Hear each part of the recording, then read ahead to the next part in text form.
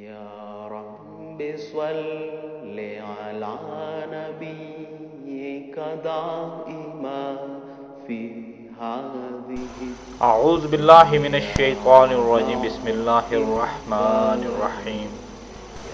جماعت احمدیہ کے قیام سے لے کر اب تک مخالفین جماعت احمدیہ کی قرآنی اور عقلی دلائل کے جواب میں ہمیشہ جھوٹ و دجل اور فریب سے کام لیتے رہے ہیں۔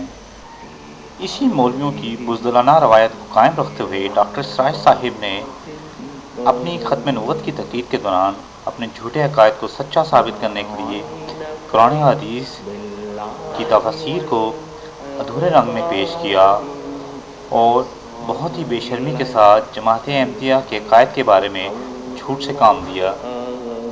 ڈاکٹر صاحب نے اپنی تقریر کا آغاز سورہ احزاب کی آیت سے کیا۔ اعوذ باللہ من الشیطان الرجیم بسم اللہ الرحمن الرحیم۔ ما كان محمد ابا احد من رجالکم ولکن رسول اللہ وخاتم النبیین۔ اس آیت کی تفصیل بیان کرتے ہوئے ڈاکٹر صاحب کہتے ہیں ختم نبوت کے دو مفہوم، مثلا پیسے ختم ہو گئے، پہلے پیسے تھے اب نہیں رہے، لیکن ایک دوسرا مفہوم اس کا کیا ہے؟ آپ کو معلوم ہے اسکول کا طالب علم کہتا ہے میں نے اپنا ہوم ورک ختم کر لیا، اب اس کے معنی کیا ہے؟ کامل کر لیا، مکمل کر لیا، پورا کر لیا، میں نے اپنا کام پورا کر لیا۔ ختم کا یہ دوسرا مفہوم ہے۔ ختم نبوت کے دو پہلو آخری نبی اور تکمیل رسالت کو ختم کرتے ہوئے ڈاکٹر اسرار صاحب جامع ترمذی کی حدیث کو اس طرح بیان کرتے ہیں۔ دیکھیے، ایک جامع ترمذی میں روایت ہے حضرت ثوبان سے رضی اللہ تعالی عنہ، حضور نے فرمایا انہ سیکون فی امتی ثلاثون کلہم یزعم انہ نبی وانا خاتم النبیین لا نبی بعدی۔ آپ نے فرمایا میری امت میں 30 افراد ایسے اٹھیں گے جو دجال ہوں گے، کذاب ہوں گے، جھوٹے ہوں گے۔ ان میں سے ہر شخص جو ہے یہ گمان کرتا ہوگا اپنے بارے میں کہ وہ نبی ہے، حالانکہ میں خاتم النبیین ہوں، اور خاتم النبیین کے معنی کیا؟ لا نبی بعدی، اب میرے بعد کوئی نبی نہیں ہوگا۔ کیا احمدی مسلم اور مسلمانوں کے 72 فرقے ڈاکٹر اسرار کی بیان کردہ ختم نبوت کے مفہوم پر ایمان رکھتے ہیں یا نہیں؟ اس بات کا جواب جماعت احمدیہ کے چوتھے خلیفہ حضرت مرزا طاہر احمد رحمۃ اللہ علیہ اس طرح بیان فرماتے ہیں۔ اس لیے یہ ایک ایسا طریق اختیار کرنے کی کوشش کی ہے میں نے جس میں ترجموں کی بحث ہی اٹھ جائے، سیدھی ساری دو ٹوک بات ہو۔ میرا مسلک یہ ہے کہ اگر دیانتداری سے آپ دیکھیں تو ہمارے مسلک میں خاتم النبیین کے متعلق اور غیر احمدی علماء کے مسلک میں اصولاً کوئی بھی فرق نہیں ہے، 100% ایک مسلک ہے۔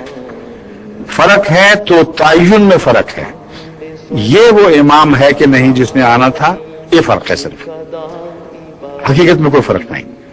اس کی وجہ یہ ہے کہ تمام علماء جو جماعت احمدیہ کو کہتے ہیں انہوں نے محمد رسول اللہ علیہ وسلم کے بعد ایک نئی نبی کی آمد کے تصور سے، امتی ہی اس کو کہتے ہوں، امت میں خلل ڈال دیا اور تاج محمد مصطفیٰ کو چھین کر ایک ایسے شخص کے سر پر رکھ دیا جو جھوٹا اور اختراع کرنے والا تھا، اور یہ بغیرتی ہم برداشت نہیں کریں گے۔ امت محمدیہ کسی قیمت پر اس کو قبول نہیں کر سکتی، یہ ان کا مولویوں کا اعلان ہے۔ اور آپ نے جو بات کی کہ اکثریت منافق ہو چکی ہے، یہ ان پر بھی صادق آ رہی ہے، کیونکہ میں ابھی ثابت کرتا ہوں کہ خود ان کا یہ عقیدہ ہے کہ حضرت صلی اللہ علیہ وسلم کے خاتم النبیین ہونے کے باوجود ایک آنے والا مسیح ایسا آئے گا جو نبی اللہ ہوگا، اور جو اس کی نبوت کا انکار کرے گا وہ دائرہ اسلام سے نکل جائے گا، اور اس کا نام ہے مسیح ابن مریم۔ یہ درست ہے یا غلط ہے؟ 100% درست۔ یہ تمام علماء خاتم النبیین کی یہ تشریح کر کے ہم پر الزام لگاتے ہیں، وہ متفق ہیں اس بات پر کہ خاتم النبیین کے باوجود اس معنی میں کہ اب کبھی کوئی نبی نہیں آئے گا، عیسیٰ علیہ السلام مستثنا ہیں، وہ ضرور دوبارہ آئیں گے، مصطفیٰ سر پر رکھیں گے، یہ بھی مانتے ہیں۔ وجہ یہ ہے کہ پرانا عیسیٰ اگر دوبارہ آئے تو قرآن تو کہتا ہے رسول الی بنی اسرائیل، یہ اسرائیل کا رسول ہے۔ حضرت محمد صلی اللہ علیہ وآلہ وسلم نے کئی احادیث مبارکہ میں آنے والے مسیح کو نبی کے نام سے پکارا ہے۔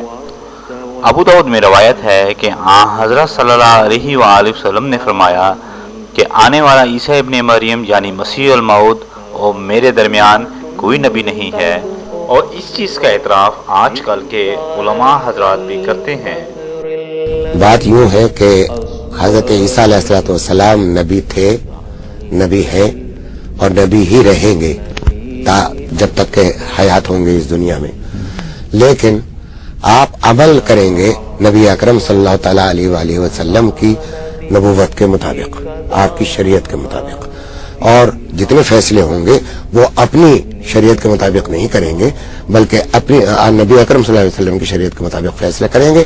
ڈاکٹر اسرار کے جھوٹ کے پول نہ کھل جائیں، اسی وجہ سے ڈاکٹر اسرار صاحب نے حضرت عیسیٰ علیہ السلام کی دوسری نبوت کا ذرا بھی ذکر نہیں کیا، اور بلا خدا کے خوف کے اپنی جھوٹی تقریر پر اس طرح ناز کرتے رہے۔ اس لیے کہ اس کا نتیجہ کیا نکلتا ہے؟